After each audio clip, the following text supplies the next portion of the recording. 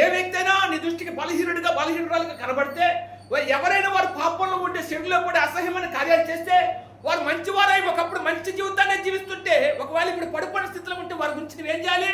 అయ్యా ఆ కుమార్తె పాడైపోతుంది, అయ్యా ఆ కుమారుడు పాడైపోతున్నాడు అయ్యా అని నీ వంతు బాధ్యతగా ఆ కుమారుని ఏం చేయాలి? దేవునికి అప్పగించండి. అంతేగాని ఆ వ్యక్తి మీద నువ్వేం చేయకూడదు? నిందించకూడదు, ఏదైతే చూపించకూడదు, అవమానపరచకూడదు. నువ్వెవరు అవమానపరిచావు? నువ్వెవరు అవమానపరుస్తున్నావు? వాళ్ళు కూడా సృష్టిలో ఒక భాగమే కదా, వాళ్ళు సృష్టించింది దేవుడే, నిన్ను సృష్టించింది దేవుడే. వాళ్ళు సృష్టించిన దేవుడైనప్పుడు వాళ్ళు నిందిస్తే నీ సృష్టికర్తని ఏం చేస్తున్నావు? అవమానపరుస్తున్నావు. సృష్టికర్తను అవమానపరిస్తే సృష్టికర్తకి ఏమొస్తుంది? నీ లెక్కలన్నీ తేల్చేస్తారు. అప్పుడు నువ్వు ఉత్తముడు కాదురా నాన్న, నువ్వు ఉత్తమైన రాలు కాదు అని చెప్పి మన లెక్కలు చేర్చడం మొదలెడతాడు. మన లెక్కలు చేర్చుకున్నాలంటే ఎంతో లెక్కలు మనం ఏం చేయకూడదు. అసలు మన లోపాలు అందుకే అంటాడు కదా, మీలో పాపం లేని వాడు ముందుగా రాయిస్తాం అంటాడు. పాపం ఎవరిలో లేదండి, అందరిలో ఉందని. అండి పాపం ఎవరిలో లేదు, అందరిలో ఉంది. కానీ ఎవరికోరు ఎప్పటికప్పుడు సద్విమర్శ చేసుకొని ఏనాటి కీడు ఆనాడు అన్నట్టు ఎప్పటికప్పుడు మనం ఏం చేసుకొని కడుక్కొని ప్రభు పాదాల దగ్గరికి వెళ్ళిపోయి ఏం చేయాలండి?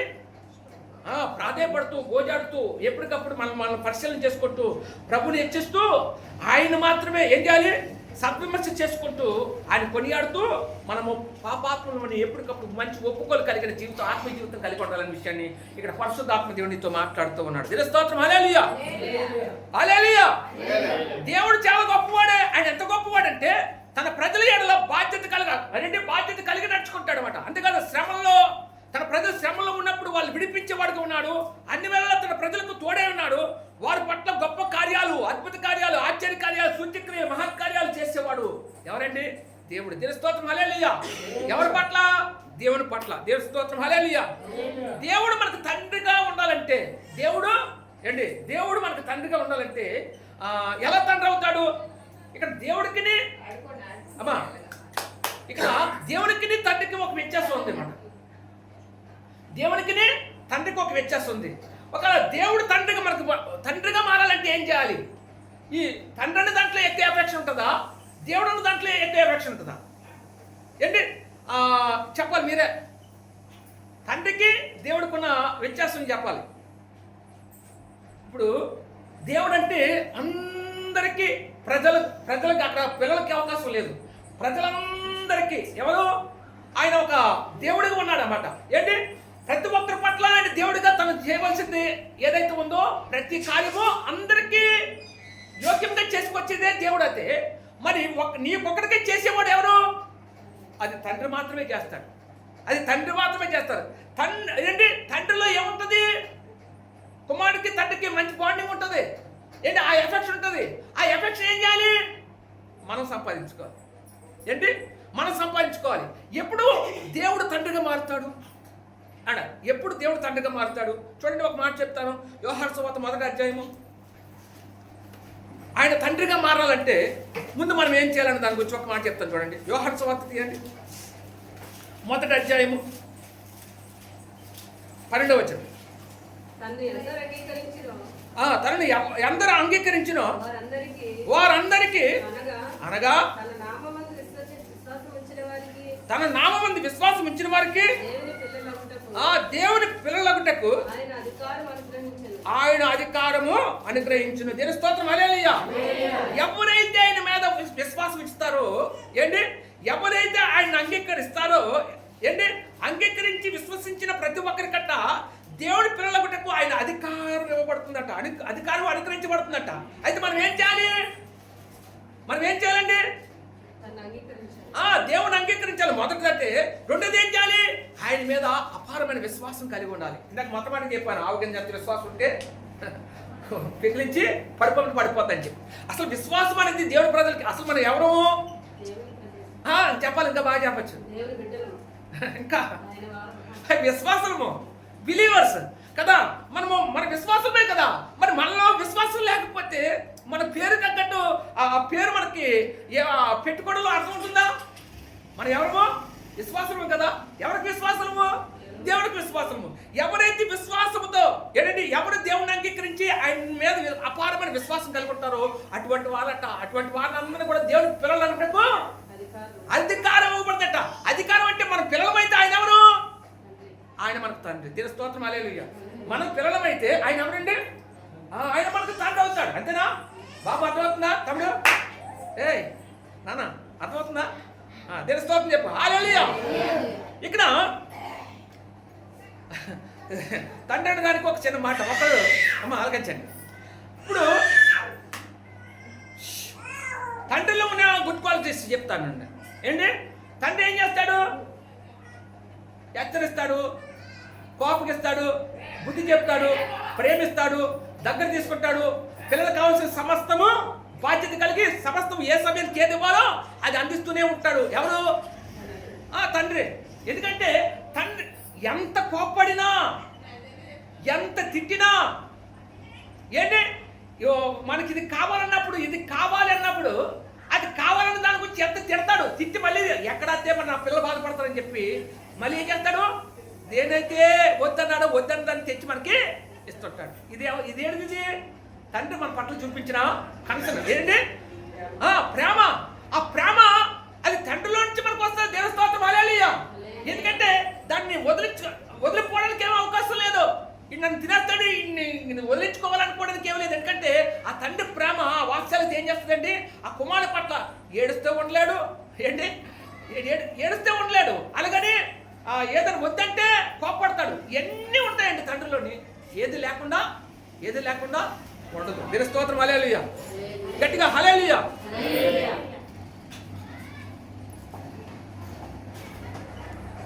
ఒకసారి సహోదరుడు నాతో మాట్లాడుతూ అన్నాడు, అచ్చం మీరు మా నాన్నలాగా మాట్లాడతారన్నాడు. దేవుని స్తోత్రం హల్లెలూయా. అచ్చం మా నాన్నలాగా మాట్లాడతారంటే నేను మీ నాన్నలాగా మాట్లాడమంటే మా నాన్న మీలాగే మాట్లాడతారయ్యా అని అంటే ఏంటో ఇప్పుడు చెప్పమని చెప్పాను. అయితే నేను ఎప్పుడైనా నాకు ప్రేమ వచ్చినప్పుడు మిమ్మల్ని డాడీ అని పిలుస్తాను ఏమనుకోకన్నాడు. దేవుని స్తోత్రం హల్లెలూయా. డాడీ అని పిలుస్తాను ఏమనుకోకన్నాడు. దేవుని స్తోత్రం హల్లెలూయా. అయితే ఒరే అలాంటి ఏం పిలకరా బాబు బాగోదు అనేసి నేను అనుకుంటూ ఉండగా మళ్ళీ వెనక నుంచి అంటాడు, ఇదిగో నేను డాడీ అని పిల్లల్లో ఎంత ఆంతర్యం ఉందో మీకు తెలియదండి. ఎంత మీకు ప్రాధాన్యత ఇవ్వకపోతే ఎంత విలువకపోతే ఆ డాడీ అని పిలుస్తాను, ఒకసారి అర్థం చేసుకొని అలా పిలిపించుకోండి సార్ అంటున్నాడు. దేవుని స్తోత్రం హల్లెలూయా. అలా పిలిపించుకోండి సార్ అంటున్నాడు. పోలీ ఈ ఉత్సాహం నేనెందుకు కాదని చెప్పి నేనేం చేశాను, పిలిస్తే పిల్లరా బాబు అని చెప్పేసి నేను ఊగొడిసిపోయానమాట. ఊగొడిసిపోతే ఒక్కొక్కసారి వాడు చేసే కొన్ని పనులు ఫస్ట్ బాగానే ఉంటాయి. బాగానే ఉన్నప్పుడు వాడిని బాగా మెచ్చుకుంటూ వాడిని ఒక్కోసారి వాడు చేసే పనులు కొద్దిగా నాకు ఇబ్బందికరంగా ఉండి మారి వాటి విషయంలో కొన్ని విషయాలు ఖండిస్తూ ఉండేవాడిని. ఖండిస్తుంటే అలా ఖండిస్తూ ఉన్నప్పుడు ఒకరోజు చాలా చిరాకు పడ్డాను నా మీద చిరాకు పడి ఏం చేశాడు? నా మీద అలగడం ప్రారంభించాడు. అలగడం ఏం చేశాడండి? ప్రారంభించాడు. అప్పుడు అన్న ఏరా బాబు ఇప్పుడు నాలో నీ తండ్రి కనపడలేదా అన్నాను. అంటే లేదు మా నాన్న ఎలా ప్రవర్తించాడు, మీ నాన్న ఎలా ప్రవర్తిస్తాడు అంటే చూసావా అనుకూలంగా ఏంటి ఇక్కడ మనసు స్వభావం ఎలా ఉంటుందంటే అనుకూలంగా మనం మాట్లాడితే వాళ్ళు ఎలాగైనా ఊహించుకుంటారు, అనుకూలం కాకపోతే వాళ్ళు అలా ఊహించుకోవడానికి చాలా ఇబ్బంది పడతారు, అభ్యంతరం చెప్తారు. అమ్మా అర్థమవుతుందా మీకు? అనుకూలంగా చెప్తే ఎటువంటి ఇబ్బంది ఉండదు, అనుకూలంగా చెప్పకపోతే ఈ రోజున సేవకుడు ఎవరండి విశ్వాసులకి? తండ్రి లాంటి వాడిని కదా. అమ్మా ఏదైనా సరే వాక్యం చెప్తున్నప్పుడు ఆ వాక్యము నా గురించి దేవుడు మాట్లాడంటే ఎటువంటి అభ్యంతరం ఉండదు. ఒకవేళ ఈ రోజంతా నా గురించి చెప్పా పాస్టర్ గారు, నన్ను కావాలంటే గుచ్చి నా పేరు గురించి చెప్పాడు, నిజంగా నా గురించి చెప్పాడు, నేను రమ్మంటే రానన్నే వాళ్ళు చాలా మంది నా అనుభవంలో చూసా. ఏంటో ఒక ఆవిడ లేచిపోతే ఆవిడతో 10 మంది లేచి వెళ్ళిపోవడం చూశారండి. వాక్యం చెప్తా అంటే నేను కాదు, నా దగ్గర కాదు, ఒక దగ్గర ఏంటి ఒక్క ఆవిడ లేచిపోతే ఆవిడతో 10 మంది లేచి వెళ్ళిపోవడం చూసా. ఎందుకంటే అనుకూలంగా చెప్పలేదండి, బోధ వాళ్ళకి అనుకూలంగా చెప్పలేదండి. ఎలా చెప్పాలంట? మన మాట ఏంటంటే అవునంటే అవును, కాదంటే కాదన్నట్టు ఉండాలి. అంతేగాని అవునన్న దగ్గర కాదన్న దగ్గర అవునన్న మాట ఉండకూడదు. మనలో యథార్థత లేకపోతే దేవుడు మనల్ని ఏం చేయడు? మనల్ని ఒప్పుకోడు, ఆయన తీసుకోడు మనల్ని, తన కుమారుడికి అంగీకరించడు. అయితే లోకంలో ఒక నాలుగు ఉందండి. ఏటిది? 100 అబద్ధాలు ఆడైన సరే ఒక పెళ్లి చేయమని. అమ్మా లోకంలో ఒక నాడు ఉంది, 100 అబద్ధాలు ఆడినా ఒక పెళ్లి చేయాలట. చేయాలా? అలాగని చేస్తే ఇప్పటికి ఎన్ని తొగలు అయిపోతాయి, ఎన్ని వాతలు అయిపోతాయి, ఇరువర్గాల మధ్య ఎంత ఘర్షణలు వచ్చేస్తాయో. అయితే 100 అబద్ధాలు కాదు, కానీ ఒక్క అబద్ధం ఆడుకుంటే మనం ఏం చేయాలి? నిజంగా నీతిమంతులం అయితే ఒక అబద్ధం ఆడుకుంటే మనం ఏం చేయాలి? పెళ్లి చేయాలా? అది కదా మనం ఎవరమో.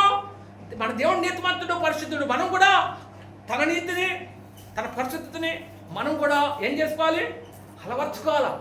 అలవాటు చేసుకోవాలి. అంతేగాని అబద్ధం మాట మన దేవుని బిడ్డలము.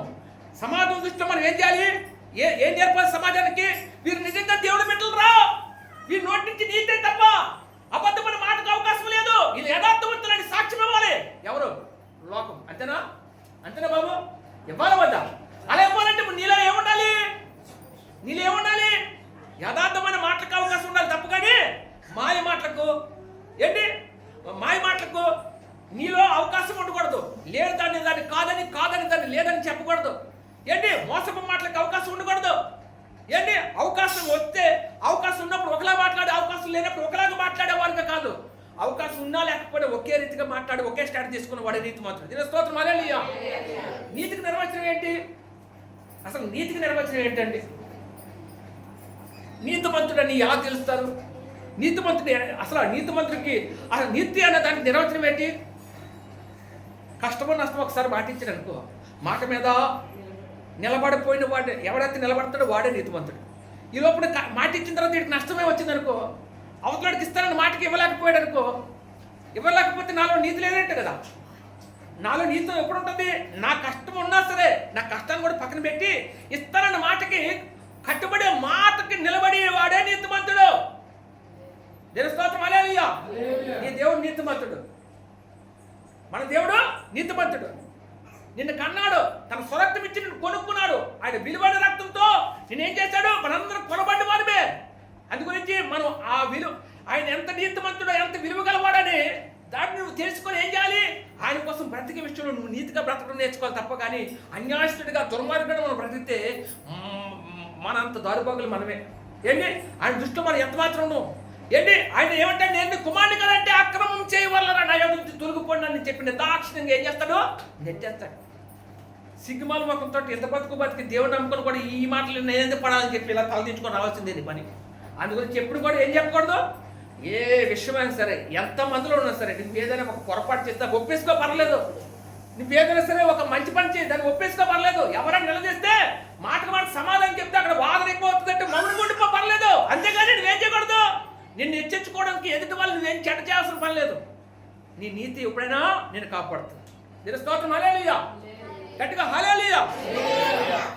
చాలా వాక్యం ఉంది. అయితే ఇక్కడ ఏం చెప్పాను? గద్దించినప్పుడు తనకు అనుకూలంగా చెప్పలేదని. ఏరా నీకు మొన్నటిదాకా మీ నాన్న అన్నా కదా, మీ నాన్న కనపట్లేదని అలవాటు అంటే కనపడలేదు. ఎప్పుడు చూసినా నన్నే తిడతావు.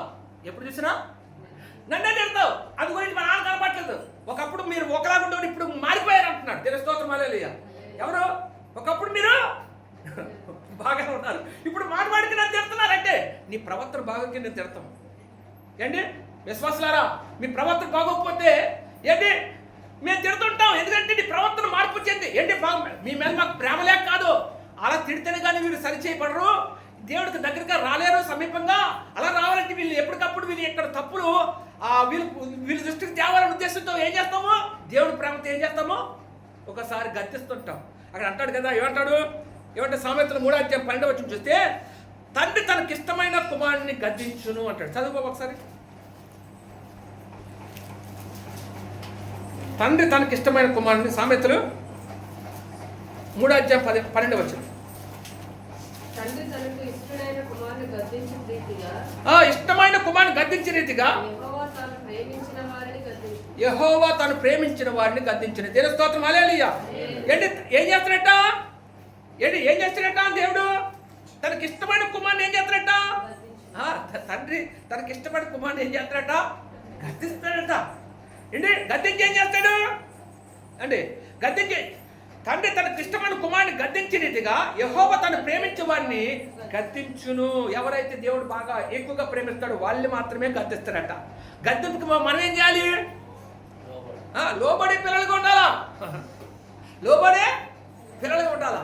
లోబడకపోతే మనం అప్పుడు దాకా డాడీ అని పిలిచిన వాడు కాస్త ఏమైపోయాడు లాస్ట్కి? నన్ను పిలవలేకపోతుందంటే వాడు లోపడవలసిన రీతిగా లోపడలేకపోతున్నాడు. లోపడవలసిన ఏంటి? దేవుని మాట చెప్పినప్పుడు కొన్ని విషయాలు హెచ్చరించినప్పుడు ఆ మాటకి తీసుకోవాల్సిన వాడు తీసుకోలేకపోతున్నాడు, అభ్యంతరపడుతున్నాడు. ఒక్కొక్కసారి ఒకప్పుడు నా మీద ఉన్న ఆ కనెక్షన్ కావచ్చు, ఎఫెక్షన్ కావచ్చు, ఏదైనా కావచ్చు, అదంతా చూపించలేకపోతున్నాడు. దాని కారణం ఏంటి? వాడు దేవుని మాటకి విధేయత చూపించలేకపోతున్నాడు, లోబడలేకపోతున్నాడు. దేవుని మాట ఎడల విధేయత చూపించలేని, ప్రేమించలేని వ్యక్తిగా ఉన్నాడని విషయాన్ని తెలుసుకోవాలి. దీని స్తోత్రం, హల్లెలూయా. ఇదే స్థితిలో నువ్వు ఉంటే ఒకసారి నువ్వు మార్చుకో. దేవుడు ఎందుకు చెప్తున్నాడో ఒకసారి వినండి జాగ్రత్తగా. దీని స్తోత్రం, హల్లెలూయా, హల్లెలూయా. అయితే అందరి గురించి నేను చెప్పను. అందరి గురించి చెప్పడానికి నేను ఎవరి గురించి ఎందుకు నా గురించి, నా జీవితంలో జరిగినటువంటి మా నాన్న గురించి చెప్తా, జాగ్రత్తగా వినండి. ఎవరి గురించి చెప్తా?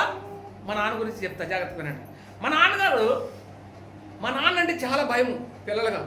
ఎంత భయం అంటే మా చిన్నోడు అక్కడే మా నాన్నతో కొద్దిగా ఫ్రీగా మాట్లాడేవాడు. మేము పెద్దోళ్ళమే కానీ కొద్దిగా భయపడుతూ మాట్లాడేవాడు. భయపడమంటే అసలు మా నాన్న ఒక చూడడానికి భయం మాకు. అక్కడ ఎక్కడైనా సెంటర్లో బస్ దిగి డ్యూటీ నుంచి వస్తున్నాడంటే మాకు నిద్ర రాకపోయినా ముసుకేసేసుకుంటారు. దీని స్తోత్రం, హల్లెలూయా. నిద్ర రాకపోయినా ఏం చేసేవారు? ముసుకేసేసుకుంటారు.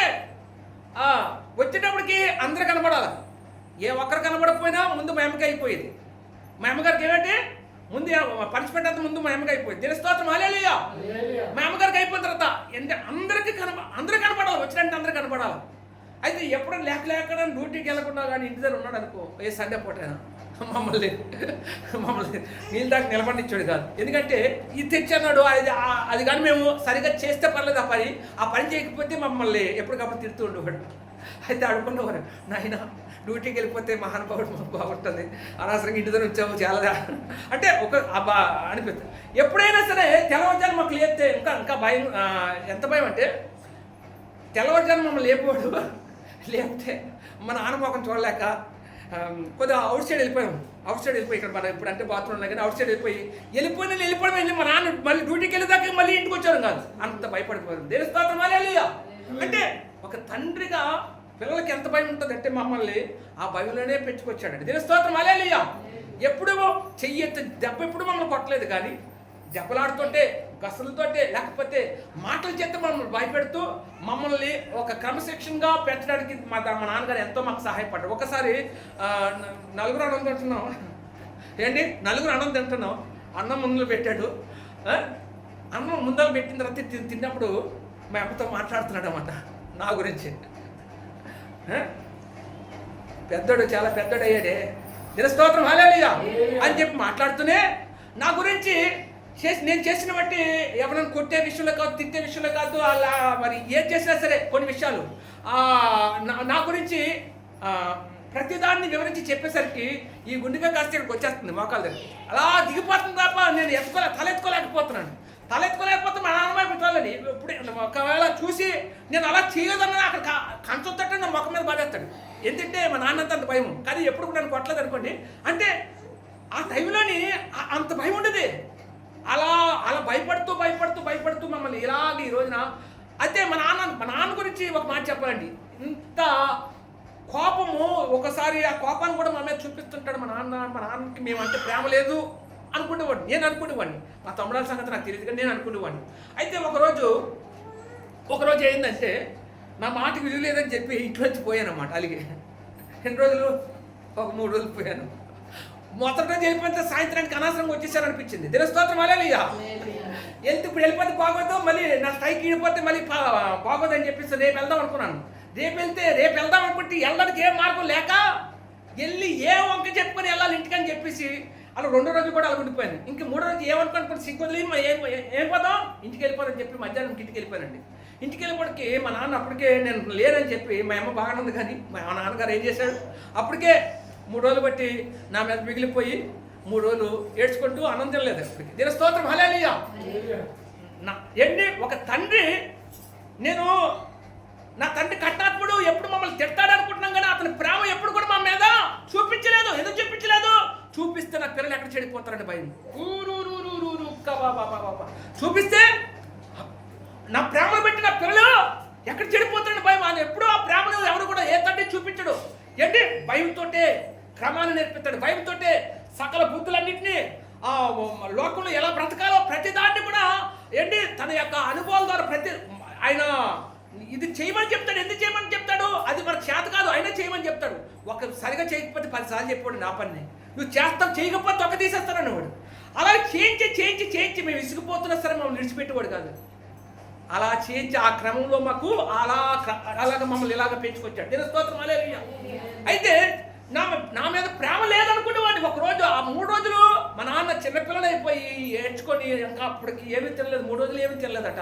ఇంటికి వచ్చిన తర్వాత నన్ను గట్టిగా పట్టుకుని ఏడ్చాడు మా నాన్న. అప్పుడు తెలిసింది మా నాన్న ప్రేమ అని. దీని స్తోత్రం హల్లెలూయా. మనల్ని తిడతారని తల్లిదండ్రులు, ఎంత తిట్టినా మన మీద ప్రేమ లేకుండా ఉండదు. ఎక్కడైనా పిల్లలు చెడిపోతారన్న భయం ఏ తండ్రికైనా. పిల్లలు చెడిపోతారు, వాళ్ళు పాపంలో పడో చెడులో పడో అసహ్యమైన కార్యాలు చేస్తూ మరి ఏమైనా నా పిల్లలు ఎక్కడైనా పాడైపోతారనే భయం చేస్తే ఏం చేస్తారు? ప్రేమను తండ్రి ఎప్పుడు చూపించడు.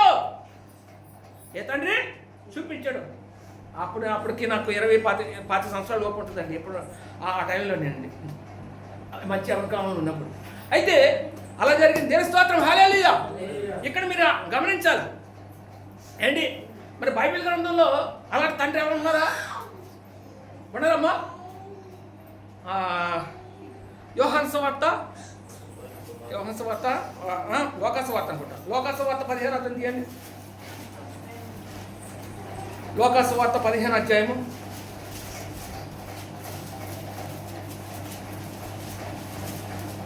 తప్పిపోయిన కుమారుడి గురించి మనందరికీ తెలుసు అమ్మా. తప్పిపోయిన కుమారుడి గురించి మనందరికీ తెలుసు. 15 అధ్యాయము, లోకాసు వార్త 15 అధ్యాయం 18. ఇక్కడ చదవద్దు, నేను చెప్తాను చదవాలి. ఇక్కడ ఒక విషయం గమనించాలి. ఈ తప్పిపోయిన కుమారుడు ఏం చేశాడండి? తన ఆస్తుల భాగం తీసుకుని వెళ్ళిపోతాడు. వెళ్ళిపోయిన తర్వాత తన కొనుదంతా సమస్తం నష్టపరుచుకొని ఏం చేస్తాడు? తిరిగి ఇంకా నష్టపోయిన తర్వాత తన స్నేహితులు విడిచిపోతారు. విడిచిపోయిన తర్వాత ఏ పని చేయాలో చేతకాక ఏదో ఒక పని చేయాలి, లేకపోతే ఈ ఆకలి బాధ తట్టుకోలేని చెప్పి ఒక పందులు మేపి యజమాని దగ్గర పనికి కుదురుతాడనమాట. అవి ఎప్పుడైతే ఆ యజమాని దగ్గర పని చేస్తూ పందులు మేపుతాడో ఈ ఆకలి బాధ తట్టుకోలేక పందులకు పెడుతున్న పొట్టు ఏదైతే ఉందో ఆ పొట్టుని తింటాడనమాట. తినడానికి ఇష్టపడే పొట్టు తీసుకుందామని వెళ్తే ఆ పందుల యజమాని ఏం చేస్తాడు? ఇగో అవి తినవలసి నువ్వు తింటావని చెప్పి అతను ఏం చేస్తాడు? కోపగించుకొని తన పనిలోంచి తీసేస్తాడు. దీని స్తోత్రం హల్లెలూయా. అప్పుడు బుద్ధి వస్తుంది ఎవరికి? తప్పిపోయిన కుమారుడికి. ఎవరి బుద్ధి వస్తుంది?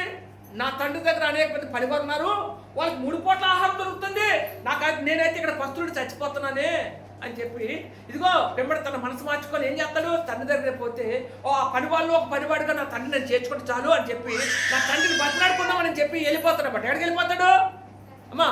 నా తండ్రిని బతిలాడుకునే తండ్రి మరి అక్కడే ఉంటానని చెప్పి అక్కడే ఉంటాను, ఇంకా ఈ లోకంలో నేను బ్రతకలేనని చెప్పి ఏం చేస్తాడు? తండ్రి దగ్గరికి వెళ్ళిపోవాలని నిశ్చయించుకొని ఏం చేస్తాడు?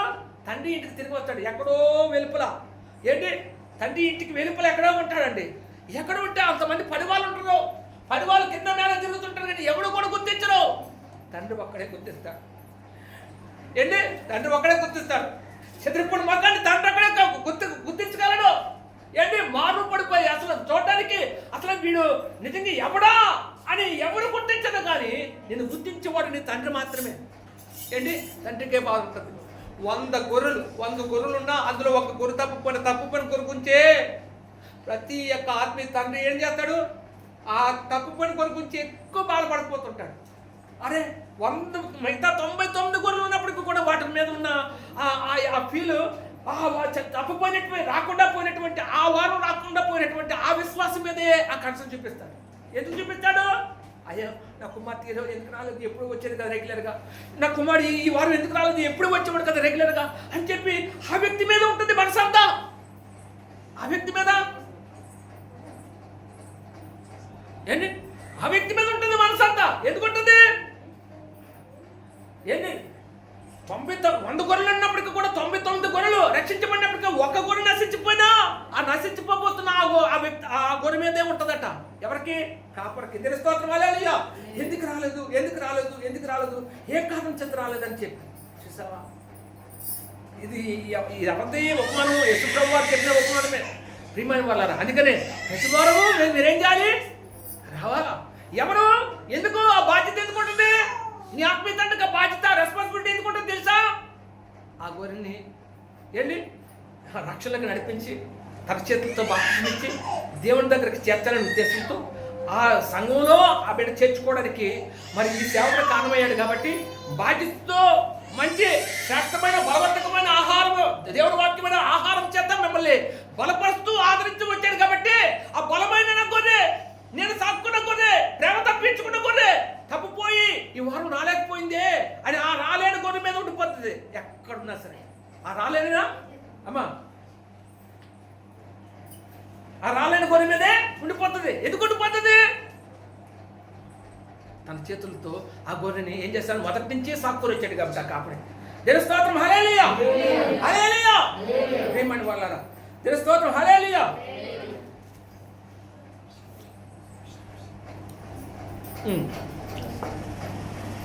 చదవండి ఇప్పుడు 18 వచ్చిన కాదు 20 వచ్చిన చదువు బాబు. వాడింకా దూరముగా ఉన్నప్పుడు, వాడింకనూ దూరంగా ఉన్నప్పుడు తండ్రి వారిని చూచి కనికరపడి పరిగెత్తి వాని మెడ మీద పడి వాడి మెడ మీద పడి ముద్దు పెట్టుకొనెను. అప్పుడు ఆ కుమారుడు అతనితో తండ్రి నేను పరలోకమునకు విరోధముగాను నీ ఎదుటను పాపము చేసి తిని ఇక మీదట అయ్యా నీ కుమారుడిని అనిపించుకొనుటకు యోగ్యుడును కానెను. అయితే తండ్రి తన దాసుని చూచి ప్రశస్తమైన వస్త్రము త్వరగా తెచ్చి వీనికి కట్టి వీని చేతికి ఉంగరము పెట్టి పాదములకు చెప్పులు తొడిగించుడి. కొవ్విన పశువును తెచ్చి వధించుడి. మనము తిని సంతోషపడదాము. ఈ నా కుమారుడు చనిపోయి మరలా బ్రతికను, తప్పిపోయి దొరికనని చెప్పాను. చాలండి. దేవుని స్తోత్రం, హల్లెలూయా. ఈ కుమారుడు తప్పిపోయి మళ్ళా దొరికాడు. కాబట్టి ఏంటి చనిపోయాడు అనుకున్నాను, మళ్ళా ఏంటి దొరికాడన్న సంతోషం ఆ తండ్రిలో ఎలాగైతే ఉందో, ఈ రోజున మనం కూడా ఒక గొర్రె లోకంలోకి వెళ్ళిపోయి లోక సంబంధమైన అనుభవాల్లో చెక్కబడిపోయి ఏంటి అందులోంచి బయట పడలేని పరిస్థితిని బట్టి ఈ సేవకుడు కూడా ఆత్మీయ తండ్రి కూడా ఒకసారి నలిగిపోతుంటాడు. ఎందుకంటే అరే నా చేతులతో పెంచుకొచ్చాను, చాలా కాశాను, బాధ్యతగా నేను చూసుకున్నాను, అటువంటి గొర్రె నాలోంచి వెళ్ళిపోయిందనే ఆ బాధ ఈ సేవకుడికి ఉంటుంది. ఆత్మీయ తండ్రికి లేకుండా ఉండదు, అది ఉంటుంది. అది ప్రతి ఒక్క ఆత్మీయ తండ్రికి ఉంటుందండి, నాకే కాదు అందరికీ ఉంటుంది అన్నమాట. ఏంటి అటుగా ఆ తప్పిపోయిన కుమారుడు చనిపోయి తిరిగి వచ్చాడని సంతోషము ఆ తండ్రి లేదు ఎలాగైతే కలిగిందో, పెంబడి తన మనసు మార్చుకొని ఏ విశ్వాసాన్ని దూరం అయిపోయి మరి తిరిగి మనసు మార్చుకొని తిరిగి వస్తే ఆ కుమార్తె బట్టి గొప్ప సంతోషము మాకే కలుగుతుంది. దినస్తోత్రం, హల్లెలూయా. ఏంటి ఆత్మీయ తండ్రికే కలుగుతుంది, మాకే కలుగుతుంది. దినస్తోత్రం, హల్లెలూయా. ఇక్కడ ఏమంటున్నాడు? తండ్రి కుమారుడి మీద ఉన్న తండ్రికి ఉన్న అపేక్ష చూడండి. ఎప్పుడు అంతమంది పనివాళ్ళు ఏంటి తండ్రి ఇంట్లో ఉన్న పనివాళ్ళు ఎవరు గుర్తించలేదట. ఆ మోకం చెదిరిపోయినటువంటి రూపురేఖలు కోల్పోయినటువంటి ఒకప్పుడు కుమారుడుకున్న లక్షణాలు ఏంటి, కుమారుకున్న ఆధిక్యత ఏదైతే ఉందో అటువంటి గొప్ప స్థాయిలో ఉన్నటువంటి ఏంటి మంచి వస్త్ర అలంకరణ కావచ్చు, మంచి పాగ కావచ్చు, మంచి సౌందర్యం కోసం అన్ని రాసుకొని మంచి అందంగా కనపడి ఆ కుమారుడు ఇప్పుడు రూపు కోల్పోయాడు, ఎక్కడ వెలుపులు ఉన్నాడు, ఇంటి వెలుపులు ఉన్నాడు. కానీ ఆ కుమారుడు గుర్తించడానికి ఎవరూ గుర్తించలేదట, కానీ తండ్రి మాత్రమే గుర్తించగలిగాడు. చూసావా, నిన్ను ఎవరైతే పెంచుతారో, నిన్ను ఎవరైతే సాకుతారో, నీ మీద ఎవరైతే ఎఫెక్షన్ చూపిస్తారో, అసలు నీకున్న ఆ తండ్రికి నీకున్న ఎఫెక్షన్ వల్ల ఎవరైతే ఆ ఎఫెక్షన్ ఉంటుంది, ఏ తండ్రి అయితే ఉంటుందో కుమారు పట్ల, ఆ తండ్రి మాత్రమే గుర్తించగలరు తప్ప ఎవరి పట్ల వాళ్ళు గుర్తించడానికి అవకాశము లేదు. దేవుని స్తోత్రం, హల్లెలూయా. ఏం చేశాడట? గబగబా పరిగెట్టుకుని వచ్చి ఆ కుమారుని గట్టిగా ఏంటి అదుపు పెట్టి కౌగులించుకొని మెడ మీద ఫస్ట్ ఏం చేశాడట? మెడ మీద ముద్దు పెట్టాడట. మెడ మీద ముద్దు దేనికి? ముద్దు దేనికంటే సూచన? ప్రేమకు సూచన. ఇదిగో నా కుమారుడా, నువ్వు వెళ్ళిపోయావు కాబట్టి నా మనసు అంతా నీ మీద ఉంది, నేను ఎంత ప్రేమిస్తున్నానని చెప్పి మొట్టమొదటిగా చేసిన సూచన ఏంటి తెలుసా? ముద్దు పెట్టుకున్నాడట, ఆలింగనం చేసుకున్నాడట. నీ తండ్రికి నువ్వంటే ఎంత ప్రేమో, నీ తండ్రికి నువ్వంటే ఎంత ప్రేమో. మొట్టమొదటి ముద్దు పెట్టుకున్నట్టు. తర్వాత ఏం చేశాడండి ఆ తండ్రి? అదంతా అవుతుంది. 22వ వచ్చింది చదవండి.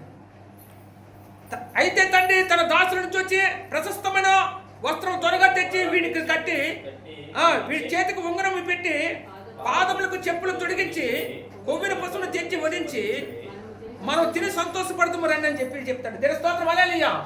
కుమారుడు వచ్చిన కారణం చేత ఒకటి ముద్దు పెట్టుకున్నాడట, రెండోది అతను ఏం చేశాడట? ప్రశస్తమైన వస్త్రములు తెచ్చాడట, తెచ్చి అతను కట్టాడట, తర్వాత ఉంగరం పెట్టాడట, పాదములకు చెప్పులు తొడిగించాడట, కొత్త చెప్పులు, కొవ్విన పశువును తెచ్చి వదిలించి కుమారుడు వచ్చిన సంతోషంతో గొప్ప పండుగ చేశాడట. ఆ సంతోషాన్ని అందరితో పంచుకోవాలని ఉద్దేశంతో. ఇదంతా ఎవరికి? ఇది ఎవరికి ఉంది? ఎఫెక్షన్ తండ్రికి ఉంది. ఎవరి పట్ల? పిల్లల పట్ల. పిల్లల పట్ల. అది ఆడపిల్ల మన పిల్లని కాదు, పిల్లల పట్ల తండ్రికి మాత్రం ఉంటుంది. అది ఏంటి ఏంటి అది అది చూపిస్తే ఏంటి? ఒకసారి కోపం వచ్చి కసురుకున్నా, తిట్టినా ఏంటి? నా పిల్లలే కదా కనిపెట్టుకొని ఏంటి? మన తల్లిదండ్రులు ఒక్కొక్కసారి అక్కడికే పోవద్దు. ఎవరైనా సరే మన మీద ఒక మాట అన్ని ఎవరైనా మాట్లాడారనుకోండి, తల్లిదండ్రులకు ఒక మాట కూడా మనల్ని ఏం చేయనివ్వరు, పడనివ్వరు. వాళ్ళ తరపున మన తరపున వాళ్ళు ఏం చేస్తారు? వాళ్ళతో ఏంటి బాధలాడతారు, అవసరమైతే దెబ్బలాడి తిరుగుతారు, అవసరమైతే నీ అంత నా అంత తేల్చుకుందాం అంటారు. అయినా సరే పిల్లలకి వాళ్ళ ముందు పరుగు తీయడం ఇష్టం లేక ఇంట్లో తీసుకెళ్ళి తలుపులు వేసి ఏం చేస్తారు? చెప్పవలసిన బుద్ధులన్నీ చెప్పి ఇలా చేయకూడదు అలా చేయకూడదు అని చెప్పి ఒకసారి గట్టిగా గద్దించి మళ్ళీ ఏం చేస్తారు? మళ్ళీ మోటివేషన్ చేసే వాళ్ళు ఎవరు? తల్లిదండ్రులు మాత్రమే. దేని స్తోత్రం హల్లెలూయా. ఒక్కోసారి అంతవరకు రాకుండా చూసుకునే బాధ్యత మా నాన్నకి ఏమి తెలదనుకునేవాడిని, డ్యూటీకి వెళ్ళిపోతే నీకే నాకేం తెలదనుకునేవాడిని. దేని స్తోత్రం హల్లెలూయా. కానీ ఎవరు చెప్పేవారు? మీ అబ్బాయి ఎలా చేశాడట, మీ అబ్బాయి ఎలా చేశాడు, మీ అబ్బాయి ఎలా చేసి ఆ నోటి ఏమిటో చెవిని పెట్టుకొని కరెక్ట్గా అన్నం ముందలు పెట్టి ఏం చేసాడు?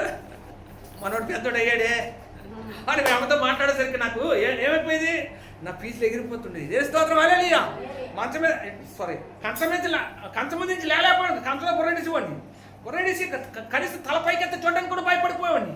నేను ఇవన్నీ మా నాన్నకి ఎలా తెలుసు? అసలు మా నాన్న పట్టించుకోవడం అనుకున్నాను. అసలు ఇవన్నీ ఏంటి లోక ప్రపంచం అంతా తిరుగున్నాడు ఎవరు? నాన్న. ఎవరండి? మనం పట్టించుకోవాలంటూ ఉండేవాడు ఎవరు? నాన్న. కానీ మనం ఏం చేస్తున్నామో మన మీద కన్ను ఉంచేవాడు ఎవరు తెలుసా? నాన్న మాత్రమే, తండ్రి మాత్రమే. దేని స్తోత్రం హల్లెలూయా.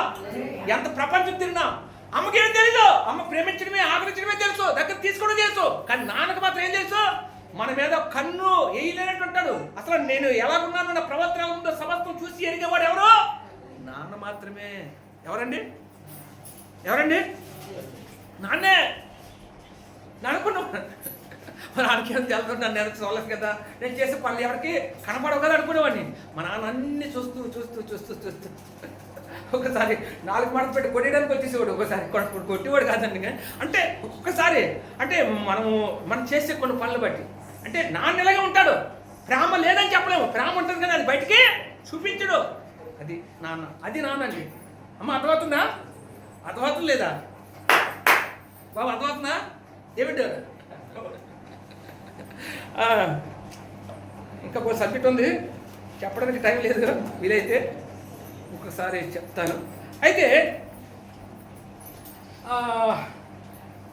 ఒకటి తండ్రి మన పట్ల చూపించింది, తండ్రికి మనకి ఏముంటుంది ఏంటి? తండ్రి మన పట్ల చూపించేది ఏముంటుందండి? ఎఫెక్షన్ ఉంటుంది. ఎఫెక్షన్లో ఏమవుతాయి? ఆప్యాయత అవుతుంది, అనురాగం వస్తుంది, అభిమానం వస్తుంది, ప్రేమను సూచిస్తుంది ఎఫెక్షన్. అంటే రెండోది ఏంటి? బాండింగ్. ఏంటి? బంధాన్ని సూచిస్తుంది. మూడోది ఏంటి? కేరింగ్. ఏంటి? భద్రతను, సంరక్షణ. ఏంటంటే మనల్ని సంరక్షిస్తాడు, మనల్ని భద్రపరుస్తాడు, మనకు కావాల్సిన అన్ని సమకూర్చేవాడు. ఏంటి? సమస్తము మనకి తెచ్చిచ్చేవాడు ఎవరంటే అది నాన్న మాత్రమే. దేని స్తోత్రం హల్లెలూయా. ఏంటి? రెస్పాన్సిబిలిటీ, బాధ్యతగా చూసుకుంటాడు కుటుంబాన్ని, పిల్లల్ని. ఏంటి? బాధ్యతగా చూసుకున్నవాడు ఎవరండి? నాన్న మాత్రమే. దేని స్తోత్రం హల్లెలూయా. అయితే ఈ యొక్క నాన్నకున్న అనుభవాలు మనందరం ఈరోజు తెలుసుకున్నాం కదా. ఈ నాన్నలో మరి మనం ఎలాగుంటే నాన్నకు బాగా దగ్గర అవ్వగలము, మనం ఎలాగుంటే నాన్నకు దగ్గర అవ్వగలము, మన ప్రవర్తన సరిగుంటే నాన్నకు దగ్గర అవ్వాలంటే ముందు మన ప్రవర్తన ఎలా ఉండాలి? నాన్నకు అనుకూలంగా ఉండాలి. నాన్నకు అనుకూలంగా ఉన్నప్పుడు నాన్న సంతోష పెట్టే పిల్లలుగా ఉండగలుగుతాం. అది ఒక పద్యం ఉంటుంది. అప్పుడు ఏ పద్యం అంటే పుత్రోత్సాహము లేదమ్మా నాకు పద్యం మర్చిపోయినా ఎలా చెప్పమ్మా ఇక్కడికి వచ్చి చెప్పు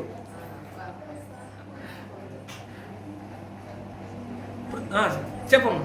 పుత్రోత్సాహము తండ్రికి పుత్రుడు జన్మించినప్పుడే పుట్టలు జనుల పుత్రుని కనుగోని పవడగా పుత్రోత్సాహము నాడు పొందిన సుమతి. నేను స్తోత్రం హల్లెలూయా.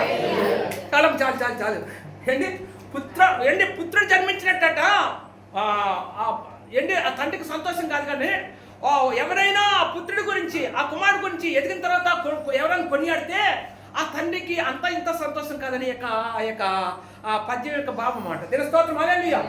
ఏంటి ఇలాగా మనం ఏం చేయాలి అండి తండ్రిని కనపరిచి పిల్లలుగా ఉండాలి. అయితే ఆ కీర్తన 103వ దావీదు కీర్తన 13వ వచనం చూస్తే తండ్రి తన కుమార్తెల జాలి పడినట్లు అంటాడు. ఏమిటండి తండ్రి తన కుమార్తెల జాలి పడినట్లు. చదవండి ఒకసారి. ఒకరు సామెతల గ్రంథం 3వ అధ్యాయము 13వ అధ్యాయం 1వ వచనం చదవండి అమ్మా. 13 1వ వచనం. ఒకరు వచ్చి కీర్తన 103:13. గబ టైం లేదు అందు గురించి. కీర్తన 103:13. తండ్రి తన కుమారుని ఎడల జాలి పడినట్లు యెహోవా తన యందు భయభక్తులు గలవారి ఎడల దేవుని స్తోత్రం హల్లెలూయా. ఎవరైతే భయభక్తులు కలిగి ఉంటారో తన పిల్లలైన వారు ఎవరైతే భయభక్తులు కలిగి ఉంటారో వాళ్ళ పట్ల జాలి చూపించే దేవుడు అట. ఎవరు? మన దేవుడు. దేవుని స్తోత్రం హల్లెలూయా. ఆయన ఎలా ఉన్నాడు? మనకి తండ్రిగా ఉన్నాడు. ఎందుకంటే మనం విశ్వసిస్తున్నాం కదా, అందుకని తండ్రిగా మారిపోయాడు. అంతే. ఇంకో మాట చెప్తాను చూడండి. సామెతల గ్రంథము 13వ అధ్యాయం 1వ వచనం. తండ్రి శిక్షించిన కుమారుడు జ్ఞానము గలవాడగును అభాసుకుడు గద్దింపులకు లోబడడు. చాలండి. తండ్రి ఒకళ్ళు ఏ తండ్రి అయినా కుమారుని శిక్షిస్తే వాడు ఎటువంటి వాడు అయిపోతాడట? చాలా జ్ఞానవంతుడు అవుతాడట, వివేకవంతుడు అవుతాడట, తెలివైన వాడు అవుతాడట. వాడు తెలివి తక్కువ వాడిగా మారిపోవడానికి కారణం ఏంటి?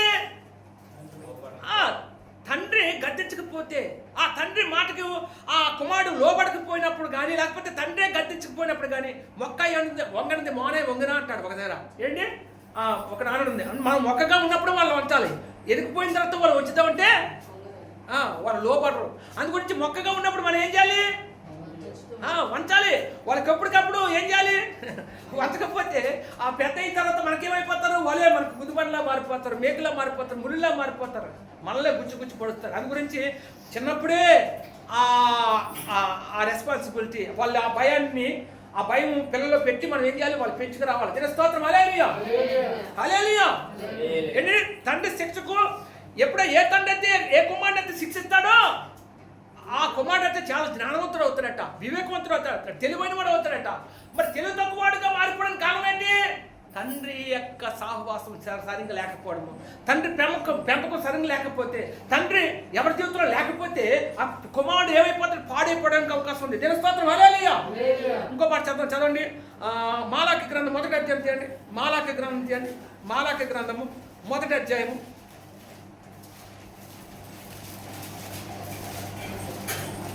మత్తయి ముందు ఉంటుంది చూడండి. మాలాకి గ్రంథం 1వ అధ్యాయం 6వ వచనం. కుమారుడు తన తండ్రిని కనపరచును కదా, దాసుడు తన యజమాని కనపరచును కదా, నా నామమును నిర్లక్ష్య పెట్టి యాజకులారా, నేను మీ తండ్రినైతే నాకు రావాల్సిన ఘనత ఏమైపోతుంది? నేను ఒకవేళ మీ యజమానునైతే ఈ రోజు నాకు భయపడేవాడు ఎక్కడున్నాడు? ఆయన సైన్యములకు అధిపతి యెహోవా. చాలు అన్ని మిమ్మల్ని అడుగుతున్నాడు విషయాన్ని చెప్తాడు. దేవుని స్తోత్రం హల్లెలూయా. ఇక్కడ ఏమంటున్నాడు? చక్కటి మాట. కుమారుడు తండ్రి కనపరచను కదా, మీరు నా పిల్లలైతే నాకు రావాల్సిన ఘనత ఏమైపోతుంది అని అడుగుతున్నాడు. ఎవరు? ఆయన మనకు తండ్రిగా ఉండి మనల్ని అడుగుతున్నాడు. నిన్ను బట్టి దేవుడికి ఏం లేదు, ఘనత లేదు. నిన్ను బట్టి నువ్వు ఆత్మీయురాలు అయితే, నువ్వు ఆత్మీయ కుమారుడు అయితే నిన్ను బట్టి దేవుడికి ఏం లేదు, మహిమ లేదు. మరి మహిమ పరచవలసిన నీవే. దేవుడికి అప్పుడు తండ్రికి అపకీర్తి తెచ్చే కుమారుడుగా ఉంటున్నామేమో, అపకీర్తి తెచ్చే కుమార్తెగా ఉండిపోతున్నామేమో. ఏమంటే చక్కగా మాట్లాడాడు దేవుడు. కుమారుడు తన తండ్రిని కనపరచను కదా, దాసుడు తన యజమాని కనపరచను కదా, నా నామంలో నిర్లక్ష్య పెట్టి యాజకులారా అంటే మనమంటే యాజకులారంటే మనల్ని ఎవరు ఎలా సంబోధించాడు? రాజులని యాజక సమూహంగా సంబోధించాడు మనల్ని. మనం ప్రతి ఒక్కరు కూడా యాజకులమే. అయితే నేను తండ్రిని అయితే నాకు రావాల్సిన గంట ఏమైపోతుంది? నేను నిజంగా యజమాని అయితే నాకు భయపడేవాడు ఇక్కడ 7 దినాలు ఎక్కడున్నాడు? నాకు భయపడేవాడు ఎవడన్నా ఉన్నాడా అని అడుగుతున్నాడు దేవుడు, అడుగుతున్నాడు. అమ్మ అర్థమవుతుందా తమ్ముడు? మరి నువ్వు ఎందుకు భయపడలేదు? మనం ఎందుకు భయపడలేదు? తండ్రికి విలువిస్తున్నావా? తండ్రి మాట విధేయత చూపుతున్నావా? తండ్రికి భయపడే వ్యక్తిగా ఉంటున్నావా? ఏంటి? తండ్రికి భయపడే వ్యక్తిగా ఉంటున్నావా? ఆయన నిర్లక్ష్య పెట్టే వారిగా ఉంటున్నామేమో చూసుకోండి ఒకసారి. దేవుడు స్పష్టంగా మీతో మాట్లాడుతున్నాడు. అంతేకాదు అయితే మనం ఎలా ఉండాలో చెప్తున్నాడు. పిల్లలు తండ్రి పట్ల, ఇప్పుడు తండ్రి యొక్క ఎఫెక్షన్ చెప్పాను, పిల్లలు తండ్రి పట్ల ఎలా ఉండాలని దాని గురించి చెప్పుకొస్తున్నాడు. మత్తయి సువార్త 5వ అధ్యాయం, మత్తయి సువార్త 5వ అధ్యాయం 16వ వచనం. ఒకరు యోహాను సువార్త 8వ అధ్యాయం 44వ వచనం. మనుషులు మీ సత్క్రియలను చూచి పరలోకమందున్న మీ తండ్రిని మహిమపరిచినట్లు వారి ఎదుట మీ వెలుగును ప్రకాశింపనీయుడి. దేని స్తోత్రం, హల్లెలూయా. ఇక్కడ ఏమంటే మనుషులు మీ సత్క్రియలు చూచినట్లు. ఏంటి? ఎవరంట? లోకం అంటే మన సత్క్రియలు చూసి, మన యొక్క సత్క్రియలు అంటే మంచి పనులు, మన మంచి క్రియలు ఏంటి, మన యొక్క మంచి పనులు చూసినప్పుడట పరలోకమందు మీ తండ్రి ఏం చేయాలట? ఆ మంచి పనులు బట్టి మిమ్మల్ని ఎవరైనా మిమ్మల్ని కొనియాడితే ఆ కొనియాడిన దాన్ని బట్టి నీ తండ్రికి ఏం రావాలట? మహిమ రావాలట. ఆ కొనియాడిన దాన్ని బట్టి వారి పిల్లలు నిజంగా మీరు దేవుడి పిల్లలు ఎంత నీతిగా బతుకుతారా అని చెప్పి నీ గురించి మాట్లాడుకున్నప్పుడట నిన్ను బట్టి దేవుడికి ఏం రావాలి? వస్తుందా? వస్తుందా? నిన్ను బట్టి ఏం రావాలి? దేవుడికి మహిమ రావాలి లేదా? మరి దేవుడికి రావాల్సిన మహిమ ఏమైపోతుంది? నాకు రావాల్సిన ఘనత ఏమైపోతుందని అడుగుతున్నాడు కదా దేవుడు. సమాధానం చెప్పండి ప్రియమైన వాళ్ళ. దాని కింద వచ్చిన చూడండి, యోహాను సువార్త 8వ అధ్యాయము 44వ వచనం. యోహాను సువార్త 8వ అధ్యాయం 44వ వచనం. మీరు మీ తండ్రి యొక్క అపవాద సంబంధులు. మీ తండ్రి దురాశలు నెరవేర్చుకోవచ్చు. ఆది నుండి వాడు నరహంతకుడై ఉండి సత్యమందు నిలిచిన వాడు కాదు. వాడి యందు సత్యమే లేదు. వాడు అబద్ధం ఆడినప్పుడు తన స్వభావం అనుసరించి మాట్లాడును. వాడు అబద్ధకుడును, అబద్ధమునకు జనకుడునై ఉన్నారు. నేను సత్యాన్ని చెప్తున్నాను కానీ మీరు నన్ను నమ్మరు. నాలో పాపం ఉందని మీరు ఎవరైనా స్థాపించగలరా? చాలు చాలా చాలు. ఇక్కడ ఏమంటున్నాడు అంటే, ఇగో మీరు అపవాది సంబంధులు. మీ తండ్రి ఏంటి? అపవాది. మీ తండ్రి ఎవరంటున్నాడు? యేసుప్రభు వారు. మీ తండ్రి ఎవరు? అపవాది. మీరు మీ తండ్రి యొక్క అపవాది సంబంధం కాబట్టి మీ తండ్రి యొక్క దురాశలు నెరవేర్చుకోరిన వారే ఉన్నారట. అంటే మీ పనులు, మీ చేష్టలు ఏంటి? నాకు మహిమ త్యాగపోగా మీ చేష్టలు, మీ స్వభావం ఏంటి? ఎవరు తగినట్టున్నాయి? అపవాదికి తగినట్టుగా ఉన్నాయి కాబట్టి వాడు మీ తండ్రి. నేను కాదు మీ తండ్రిని. నిజంగా నేనైతే నాకు రావాల్సిన ఘనత, నాకు రావాల్సిన మహిమ అది మీ వలన కలిగదు కదా. అది రావట్లేదంటే మీరు ఎవరైతే నెరవేరుస్తున్నారు? ఎవడు కోరికలు నెరవేరుస్తున్నారు? అపవాది యొక్క కోరికలు నెరవేర్చే పిల్లలుగా ఉన్నారు. వాడి పిల్లలుగా ఉన్నారు, నా పిల్లలుగా కాదు. అంటే ఒకసారి మీరు పరిశీలించుకోమంటున్నారు దేవుడు. అమ్మ అర్థమవుతుందా? కవిత గారు కళ్ళు మూసేస్తున్నారు. ఏంటి? ఎవరి ఇచ్చలు నెరవేర్చే వారికి ఉన్నారు?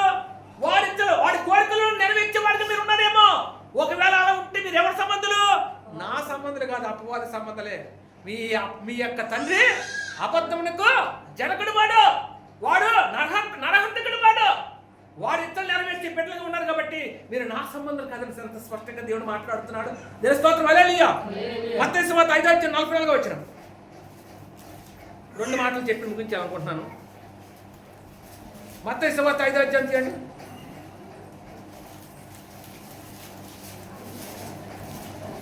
నేను మీతో చెప్పినదేమనగా మీరు పరలోకమందున మీ తండ్రి కుమారులై ఉండినట్లు. నేను మీతో చెప్పినదేమనగా మీరు పరలోకమందు మీ తండ్రికి కుమారులై ఉండినట్లు మీ శత్రువులను మీ శత్రువులు ఏం చేయాలట? ప్రేమించాలి. చాలు చాలు చాలు. నీ తండ్రికి కుమారులుగా ఏమండి, నీ పరలోకపు తండ్రి కుమారులుగా నువ్వు ఉండాలనుకుంటే, ఆ అర్హత నువ్వు సంపాదించాలంటే భూమి మీద ఉండగా నువ్వేం చేయాలి?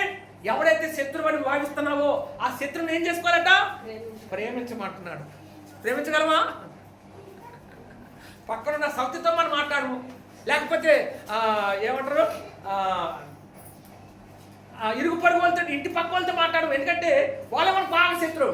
మన ఏంటంటే అంతేకాదు, మన ఇంటి పేరు కాదు వాళ్ళు, లేకపోతే మన స్వజనులు ఏంటి, మన రక్త సంబంధులైన వారు ఏంటి, వాళ్ళు మన మేలు కోరు, కానీ వాళ్ళ శత్రువులు. అది నీకు బాగా తెలుసు. నీ మేలు వాళ్ళు కోరుకోరని అసలు వాళ్ళు తలపోసుకోరు, అసలు నువ్వు బాగుపడతారు చూడతాలేరు. అయినా వాళ్ళు ప్రేమించమంటాడు దేవుడు. ఏంటి అయినా వాళ్ళు ఏం చేయమంటాడు? ఒక ఇంట్లోని అక్క చెల్లెలు ఉంటే, అక్క చెల్లెలు కాదు, అక్క చెల్లెలు తమ్ముళ్ళు ఉన్నా సరే ఏంటి, అందులో ఒకడు ఎంత ఈ యొక్క ఆడపిల్లలు ఎంత దేవుని పట్ల విధేయత చూపించినా ఏంటి, ఆ దేవుని ప్రేమ కలిగి ఉన్నా, ఒకడు దుర్మార్గుడే, వాడి దేవుని నమ్ముకున్నాడే, కానీ ఆ విధేయత లేని కారణం చేస్తే ఏం చేస్తున్నాడు? ఆడు దుర్మార్గుడు అని చెప్పి దుర్మార్గుడికి వదిలేస్తే బాగోదు. ఆడు శత్రువుగా చూడకుండా మనకి వాడి వల్ల ఏ మేలు పొందలేదు, ఏ లెంతని వాడి వల్ల మనం ఆశించలేదు, కాబట్టి వాడు మనకు శత్రువు అని భావించకూడదు. కానీ ఆ శత్రువుని కూడా ప్రేమించే మనసు కలిగిన వారుగా మనం ఉండాలనే విషయాన్ని ఇక్కడ పరిశుద్ధాత్మ దేవుని లేఖనంతో మనతో మాట్లాడుతాడు. ఏమంటున్నాడు? మీ తండ్రేనా, మీరు మీ తండ్రికి కుమారులై ఉండినట్లు మీ శత్రువుని ఏం చేయాలి? ప్రేమించాలి. యోహాను సువార్త 15 వచ్చిన చివరి మాట 15:8. యోహాను 15:8 చివరిగా చదవండి. ఒకవేళ మీరు బహుగా ఫలించడం వలన, ఎప్పుడైతే మీరు బహుగా ఫలిస్తారో మిమ్మల్ని బట్టి, మనందరూ బట్టి ఎవరి నామం మహిమపరచబడుతుంది? నన్ను ఎందుకు వదిలేసావు? ఎందుకు నా చేయి విడిచిపెట్టావు? ఎందుకు నన్ను ఈ శ్రమలో నన్ను ఉంచేసావు అని మనం ఏడుస్తాం. కానీ మనందరూ బాగుపడుతున్నట్ట, మనం బహుగా ఫలించి అభివృద్ధి పొందుతున్నట్ట మహిమ ఎవరికి వస్తుంది? దేవుడికి మహిమ వస్తుందట. ఎవరికి వస్తుంది? తండ్రికి మహిమ వస్తుందట. మనం అనుకుంటాము దేవుడు నన్ను ఒంటరి వాడుగా వదిలేశాడు, నేను దిక్కుమాలను అయిపోయాను, నా పరిస్థితి ఏం బాగలేదు, ఏంటంటే నా పట్ల జాలి లేని దేవుడికి ఉండిపోయాడు, నేను దేవుని నమ్ముకున్నాను కానీ నా దేవుని వల్ల నాకు ఏ ప్రయోజనం లేని ఏంటి అనాలోచన మాటలు మాట్లాడుతున్నామేమో. కానీ దేవుడు ఏమంటున్నాడు తన లేఖనం ద్వారా?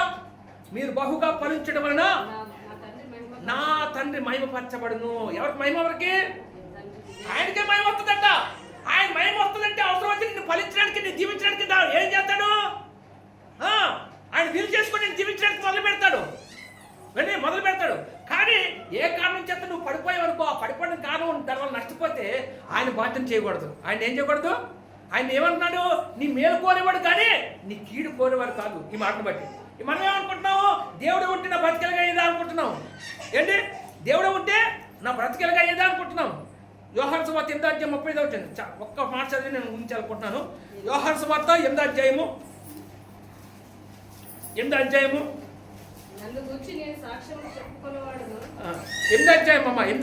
35వ వచనం.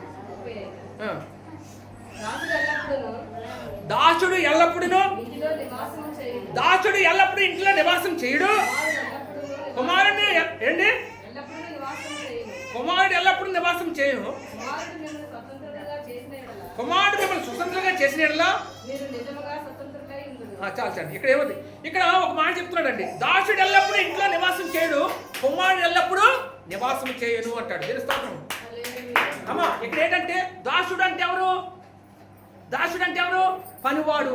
ఏంటి పనివాడునా? యాజకుడు. ఏంటి పని చేసేవాడు.